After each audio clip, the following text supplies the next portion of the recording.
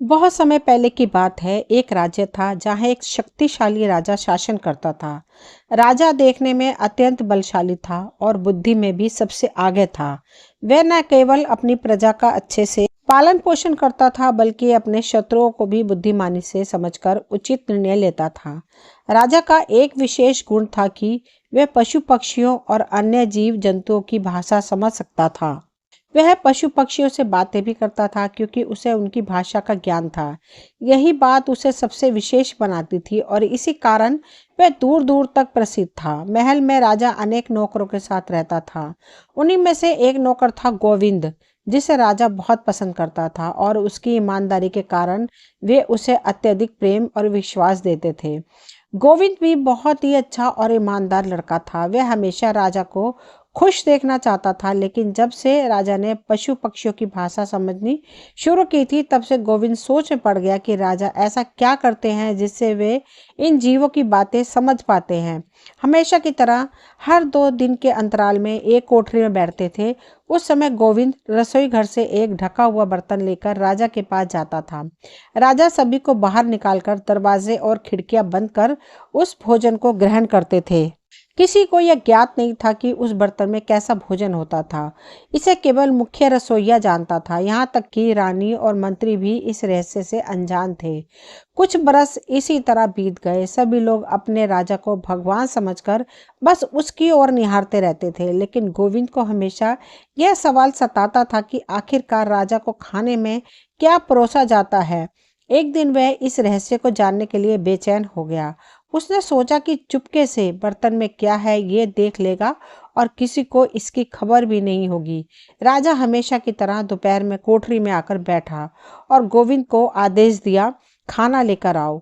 गोविंद राजा का आदेश मानते हुए रसोई घर गया और वह बर्तन ले आया जिसमें राजा का भोजन ढका हुआ था। रास्ते में आते समय उसने इधर उधर देखा और चुपके से बर्तन का ढक्कन खोल दिया। उसने देखा कि उसमें लाल और सफेद रंग का मांस था, जो देखने में अद्भुत और अनोखा लग रहा था। शायद इसी वजह से इसे राजा के पास छिपाकर लाया जाता था, ताकि किसी और को इसके बारे में पता न चले। गोविंद ने वह मांस चख लिया, लेकिन उसे उसमें कोई विशेष स्वाद महसूस नहीं हुआ। उसे यह समझ नहीं आया कि इसमें ऐसी क्या खास बात है जो राजा इसे सबसे छिपाकर खाते हैं।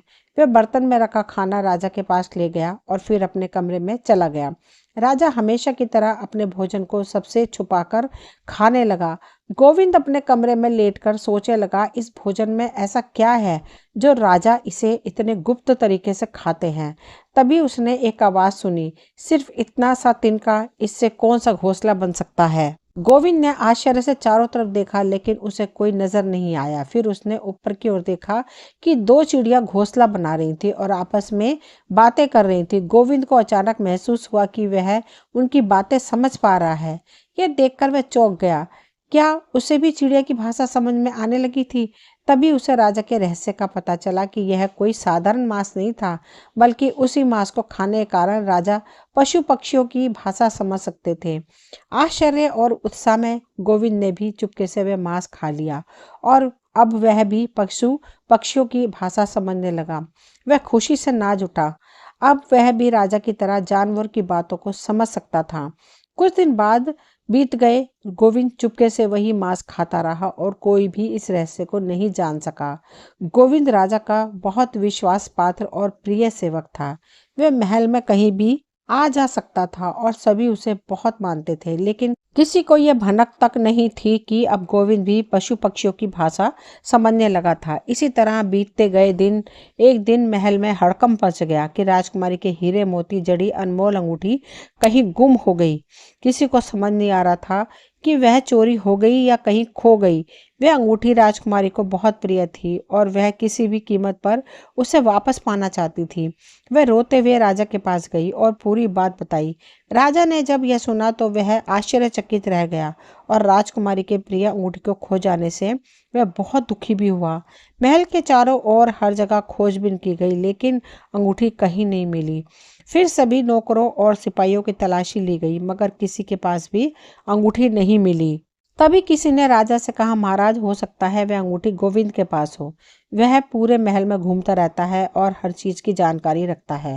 अंगूठी बहुत कीमती है, शायद उसने इसे चुरा लिया हो। आपको उससे पूछना चाहिए। यह सुनकर राजा को बहुत आश्चर्य हुआ। वे बोले, तुम ये क्या कह रहे हो? गोविंद तो मेरा विश्वास पात्र सेवक है, वह ऐसा नहीं कर सकता। लेकिन फिर सोचकर बोले, अगर तुम ऐसा कह रहे हो तो मुझे उससे अवश्य पूछना चाहिए। राजा ने तुरंत गोविंद को दरबार में बुलाया और कहा, गोविंद, राजकुमार की बहुमूल्य अंगूठी चोरी हो गई। क्या तुम्हें पता है कि वह अंगूठी कहाँ है? गोविंद ने सिर झुकाकर उत्तर दिया, महाराज, मुझे नहीं पता। मैं कैसे जान सकता हूँ कि राजकुमारी की अंगूठी कहाँ है?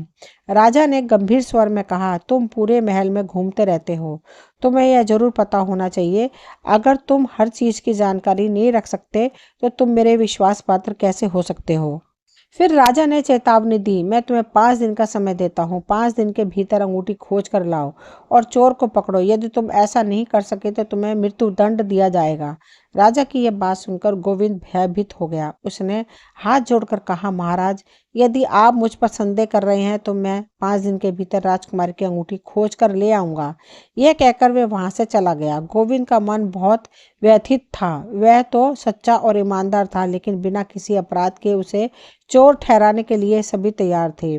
यह सोचकर वह बहुत दुखी हो गया और अपने कमरे में जाकर अकेला बैठ गया। कुछ देर बाद उदास मन से वह महल के पास स्थित सुंदर तालाब के किनारे जा बैठा। वहां बैठने की एक जगह थी जहां से तालाब का अद्भुत दृश्य दिखाई देता था। तालाब में सुंदर कमल खिले हुए थे और बहुत सारे हंस खेल रहे थे। गोविंद चुपचाप वहां बैठकर सोचने लगा।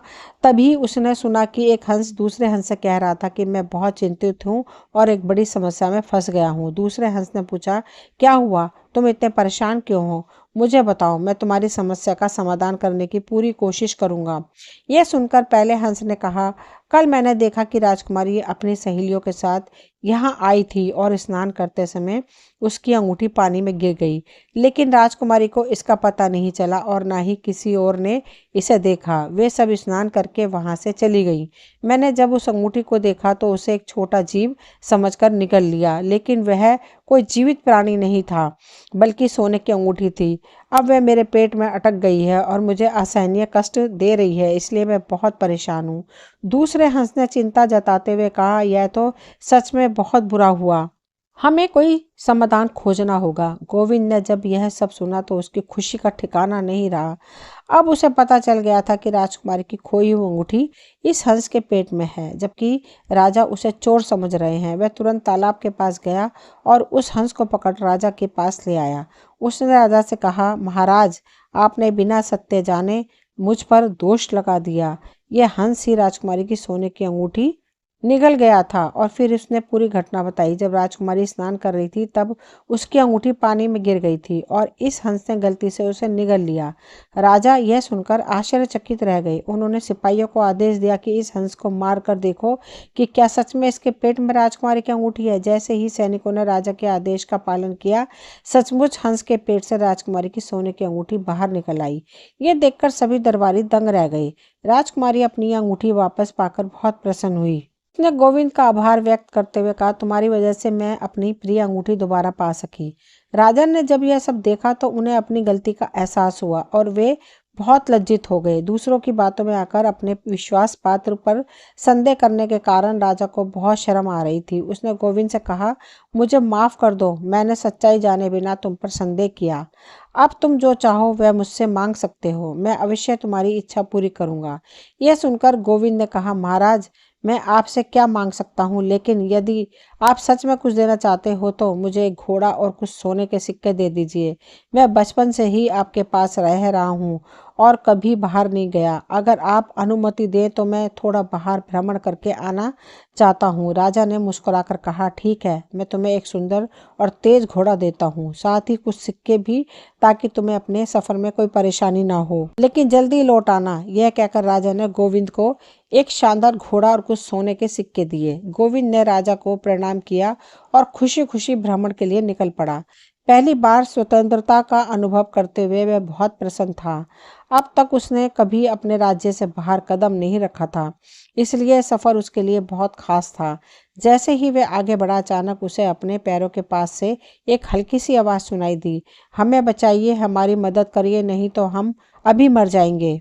गोविंद ने तुरंत घोड़े को रोका और आश्चर्य से इधर उधर देखने लगा। उसने देखा कि जमीन पर बहुत सारी चींटियां फंसी हुई थी।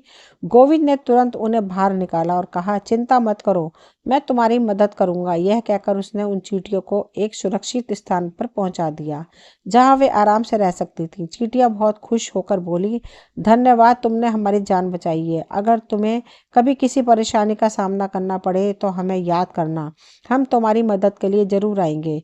चींटियों की बात सुनकर गोविंद प्रसन्न हो गया। उसने उनसे मित्रता कर ली और फिर अपने सफर पर आगे बढ़ गया। कुछ दूर चलते ही गोविंद को एक तालाब के पास से आवाज सुनाई दी, बचाओ बचाओ। उसने तुरंत तालाब की ओर देखा तो पाया कि एक बड़ी मछली पानी में फंसी हुई थी। उसके शरीर में एक नुकीला कांटा घुसा हुआ था, जिससे वह दर्द से तड़प रही थी और मदद की गुहार लगा रही थी। यह देख गोविंद को बहुत दुख हुआ। उसने जल्दी से मछली के शरीर से कांटा निकाल लिया। मछली राहत महसूस कर बहुत प्रसन्न हो गई और बोली, तुम जैसा दयालु इंसान मैंने आज तक नहीं देखा। मैं तुम्हारा दिल से धन्यवाद करती हूँ। अगर तुम्हें कभी किसी मुसीबत का सामना करना पड़े तो मुझे याद करना, मैं जहाँ तक संभव होगा तुम्हारी मदद जरूर करूँगी। गोविंद ने मछली से मित्रता कर ली और फिर आगे बढ़ गया। थोड़ी दूर जाने के बाद वह सफर से थक चुका था, इसलिए एक पेड़ के नीचे विश्राम करने बैठ गया। अचानक उसने ऊपर से किसी के रोने की आवाज़ सुनी। हे भगवान, अब क्या होगा, हम जरूर मर जाएंगे। यह सुनकर गोविंद ने ऊपर देखा और पाया कि दो छोटे पक्षी अपने घोंसले में सहमे हुए बैठे थे। उनके माता पिता खाना लाने के लिए गए हुए थे, लेकिन एक बड़ा सांप घोंसले की ओर बढ़ रहा था और उन्हें खाने की वाला था। यह दृश्य देखकर गोविंद को बहुत दुख हुआ। उसने तुरंत अपनी तलवार निकाली और सांप को मार गिराया। जब पक्षियों के माता पिता लौटे और अपने बच्चों को सही सलामत देखा तो उनकी खुशी का ठिकाना नहीं रहा। उन्होंने गोविंद से कहा, तुमने हमारे बच्चों को बचाया। अगर तुम्हें कभी किसी मुसीबत का सामना करना पड़े तो हमें याद करना, हम तुम्हारी मदद के लिए जरूर आएंगे। गोविंद यह सुनकर बहुत प्रसन्न हुआ। उसने उन पक्षियों से मित्रता कर ली और अपने सफर पर आगे बढ़ गया। चलते चलते गोविंद एक नए नगर में पहुंचा। यह नगर बहुत ही विचित्र था। जैसे ही वह नगर में पहुंचा, उसने देखा कि वहां एक विशाल स्तंभ खड़ा था, जिस पर कई राजा और राजकुमारों के कटे हुए सिर टंगे हुए थे। वह भयावह दृश्य देखकर गोविंद हैरान रह गया। उसने वहां मौजूद लोगों से पूछा, यह सब क्या है? एक व्यक्ति ने उत्तर दिया, यह हमारे राज्य की कड़वी सच्चाई है। हमारी राजकुमारी अपार सुंदरता की धनी है, लेकिन इतनी ही निर्दयी और कठोर भी है। वह अब विवाह योग्य हो चुकी है और कई राजा एवं राजकुमार उससे विवाह करने के लिए यहाँ आए हैं, लेकिन वह हर आगंतुक से एक शर्त रखती है। यदि कोई उसके दिए हुए 3 कार्य पूरे कर दे तो ही वह उससे विवाह करेगी। यदि कोई असफल होता है तो उसे मृत्युदंड दिया जाता है। गोविंद ने हैरानी से पूछा, क्या किसी ने अब तक यह कार्य पूरे नहीं किए? व्यक्ति ने दुखी स्वर में कहा, नहीं, अब तक जितने भी राजा और राजकुमार यहाँ आए वे सभी असफल रहे, इसलिए उनके सिर इस स्तंभ पर टके हुए हैं। गोविंद यह सुनकर कुछ देर तक सोचता रहा। फिर उसने निश्चय किया कि वह भी राजकुमारी से विवाह करने का प्रयास करेगा। वह राजा के पास पहुंचा और बोला, मुझे राजकुमारी से विवाह करना है। राजा ने गंभीर स्वर में कहा, पहले तुम यह तय कर लो कि राजकुमारी जो भी कार्य देगी उसे पूरा करना ही होगा। यदि तुम असफल हुए तो तुम्हारा सिर भी अन्य राजाओं और राजकुमारों की तरह इस स्तंभ पर टांग दिया जाएगा। गोविंद आत्मविश्वास से बोला, मैंने सब कुछ सोच समझकर ही निर्णय लिया है। मैं अवश्य राजकुमारी से विवाह करूंगा। और राजा ने उसकी दृढ़ता देखी और कहा, यदि तुम्हारा निश्चय अटल है तो हम राजकुमारी को बुलाते हैं। जल्द ही राजकुमारी को वहां बुलाया गया और उसे गोविंद के बारे में बताया गया। लेकिन जब राजकुमारी ने गोविंद को देखा तो उसने कोई प्रतिक्रिया नहीं दी। राजमहल में गोविंद को यथोचित सम्मान मिला। उसे स्वादिष्ट भोजन परोसा गया। धीरे धीरे संध्या हो गई और जैसे ही रात होने लगी 2 सिपाही आए और उसे एक विशेष कमरे में ले गए। कमरे के अंदर गोविंद ने देखा कि वहां चीनी और चावल के ढेर आपस में मिले हुए थे। यह देखकर वह हैरान रह गया। वहां पहले से ही राजकुमारी मौजूद थी। उसने गोविंद को गंभीर स्वर में कहा, इस कमरे में चीनी और चावल के दाने आपस में मिले हुए हैं। तुम्हें इन्हें एक रात में अलग करना होगा। यदि तुम असफल हुए तो तुम्हें मृत्यु दंड दिया जाएगा। यह कहकर राजकुमारी वहां से चली गई। गोविंद यह सुनकर चिंता में पड़ गया। उसने सोचा, इतने छोटे छोटे दानों को कैसे अलग किया जा सकता है? यह असंभव सा लग रहा है। फिर अचानक उसे अपनी चींटी मित्रों की याद आई। उसने सोचा, क्या वे मेरी पुकार सुनेंगे? क्या वे मेरी मदद करेंगे? सभी लोग कमरे से चले गए तो गोविंद ने धीमे स्वर में चींटियों को पुकारा। आश्चर्य की बात यह थी कि उसकी आवाज सुनते ही हजारों चींटियां कमरे में आ गईं और बोली, क्या हुआ मित्र? क्या तुम्हें कोई परेशानी है? हम तुम्हारी मदद करेंगे। गोविंद ने उन्हें अपनी कठिनाई के बारे में बताया। चींटियां मुस्कुराईं और बोली, बस इतनी सी समस्या है, इसे हम अभी हल कर देंगे। इतना कहकर वे झटपट काम में जुट गईं। कुछ ही देर में उन्होंने चीनी और चावल के दाने अलग अलग कर दिए। ये देखकर गोविंद बहुत खुश हुआ। उसने चींटियों को धन्यवाद दिया और वे सब वहां से चली गईं। अब गोविंद आश्वस्त था कि वह पहला कार्य सफलता पूर्वक पूरा कर चुका है। सुबह हुई तो राजकुमारी 2 सिपाहियों के साथ कमरे में आई। जब उसने देखा कि चीनी और चावल के दाने पूरी तरह से अलग अलग कर दिए गए हैं तो वह आश्चर्यचकित रह गई। यह कैसे संभव हो सकता है? उसने मन ही मन में सोचा। वह थोड़ी घबरा गई, लेकिन अपने गर्व के कारण इसे जाहिर नहीं किया। शाम होते ही गोविंद को फिर से स्वादिष्ट भोजन दिया गया। फिर सिपाही उसे एक विशाल समुद्र के किनारे ले गए। राजकुमारी ने गंभीर स्वर में कहा, मेरी एक सोने की अंगूठी इस समुद्र में गिर गई है। अगर तुम इसे वापस नहीं ला सके तो कल सुबह तुम्हें मृत्यु दंड दिया जाएगा। यह कहकर वे वहां से चली गई। गोविंद फिर से चिंता में पड़ गया। इतने विशाल समुद्र में इतनी छोटी सी अंगूठी को ढूंढना असंभव है। अब क्या करूं? तभी उसे उस मछली की याद आई जिसे उसने बचाया था। उसने सोचा, क्या वह मेरी मदद करेगी? फिर उसने मछली को पुकारा। अचरज की बात थी कि मछली तुरंत समुद्र से निकलकर उसके सामने आ गई और बोली, मित्र, तुम परेशान लग रहे हो। क्या समस्या है? मुझे बताओ, मैं तुम्हारी मदद करूंगी। गोविंद ने उसे पूरी बात बता दी। मछली मुस्कुराई और बोली, अगर यही समस्या है तो चिंता मत करो। इतना कहकर उसने एक डुबकी लगाई और कुछ ही क्षणों में सोने की अंगूठी लेकर वापस आ गई। गोविंद यह देखकर अत्यंत प्रसन्न हुआ। मछली ने कहा, जिस दिन तुमने मेरी जान बचाई थी उसी दिन मैंने निश्चय किया था कि मैं भी तुम्हारी सहायता करूंगी। यह कहकर मछली पानी में समा गई। गोविंद की खुशी का ठिकाना नहीं था। जब सुबह हुई तो राजकुमारी ने गोविंद के हाथ में सोने की अंगूठी देखी तो वह दंग रह गई। उसने संदेहपूर्ण स्वर में कहा, तो तुमने 2 कार्य पूरे कर लिए, लेकिन इसका मतलब यह नहीं कि तुम सभी कार्य कर सकते हो। तुम्हारी अंतिम परीक्षा अब भी बाकी है। उसने दूर स्थित एक विशाल पर्वत की ओर इशारा करते हुए कहा, देखो, वहां वह ऊंचा सीधा पहाड़ है जिस पर कोई भी नहीं चढ़ सकता। जैसे ही कोई चढ़ने की कोशिश करेगा वह नीचे गिर पड़ेगा। उस पहाड़ की चोटी पर एक गुलाब का पौधा है। अगर तुम आज रात के भीतर उस पौधे से गुलाब का फूल लेकर मेरे पास नहीं आए तो तुम्हें मृत्यु दंड दिया जाएगा। यह कहकर राजकुमारी वहां से चली गई। अब गोविंद बेहद चिंतित हो गया। इतने ऊंचे और खड़े पहाड़ पर चढ़ना असंभव है। मैं यहाँ कार्य कैसे पूरा करूंगा? तभी उसे उन पक्षियों की याद आई जिनके बच्चों को उसने सांप से बचाया था। उसने आसमान की ओर देखा और उन पक्षियों को पुकारा।